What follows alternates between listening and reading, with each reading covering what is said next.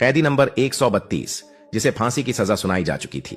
जब उसकी फांसी का दिन करीब आया तो जल्लाद उसे फांसी के फंदे के पास ले जाने की तैयारी करने लगे। उसी वक्त जेल की 22 साल की खूबसूरत जेलर साहिबा ने उससे उसकी आखिरी ख्वाहिश पूछी। कैदी ने जो ख्वाहिश जाहिर की, उसने पूरी जेल में सनसनी फैला दी।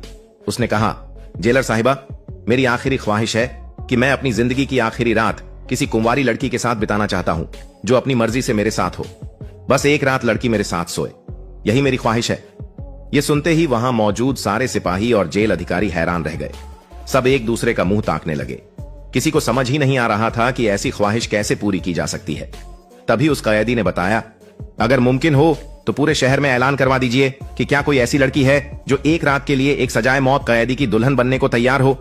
यह सुनकर हर सिपाही सदमे में आ गया। लेकिन सवाल यही था, क्या वाकई इस कैदी की ख्वाहिश पूरी की गई? वो लड़की कौन थी, कहां से आई थी, और उस रात ऐसा क्या हुआ कि सबके रोंगटे खड़े हो गए? मेरा नाम जीनत है। मैं एक 35 साल की लेडी इंस्पेक्टर हूं। मेरी पूरी जिंदगी पुलिस स्टेशन, कोर्ट कचहरी और जेल खानों की ऊंची ऊंची दीवारों के बीच ही गुजर गई। मैंने जिंदगी में बहुत से कैदियों को आते जाते देखा है। कुछ बेगुनाह लगते थे, कुछ बेहद खूंखार, लेकिन एक कैदी ऐसा था जिसने मेरे दिल को अजीब सी कशमकश में डाल दिया। उसका नाम था कैदी नंबर 132। वो कोई आम कैदी नहीं लगता था।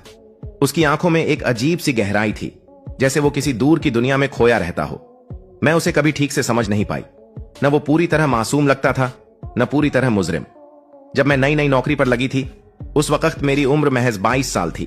मैं जवान थी और जिंदगी को देखने का नजरिया भी नया था। जब भी मेरी नजर उस कैदी पर पड़ती, मुझे लगता जैसे वो किसी गहरी सोच में डूबा हुआ है। उसके चेहरे पर अजीब सा सुकून था, लेकिन उसकी आंखों में हमेशा उदासी रहती थी।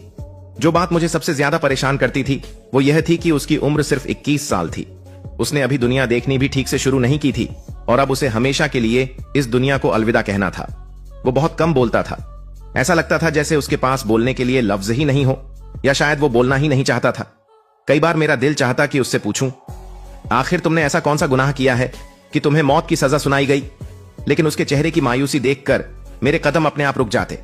फिर भी कैदी नंबर 132 को देखकर मेरे दिल में एक हमदर्दी सी पैदा हो जाती थी, जैसे कोई सवाल मेरे अंदर ही अंदर जन्म ले रहा हो। मगर जेल के कानून बहुत सख्त होते हैं। कैदियों से जरूरत से ज्यादा बात करना या हमदर्दी दिखाना सख्त मना था।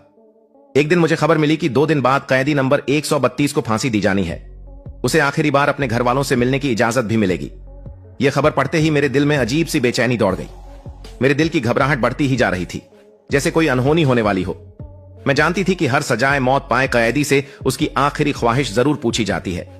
मौत से पहले यही एक इकलौता हक होता है, चाहे वो अपना पसंदीदा खाना खाना चाहे, किसी अपने से मिलना चाहे, या कोई और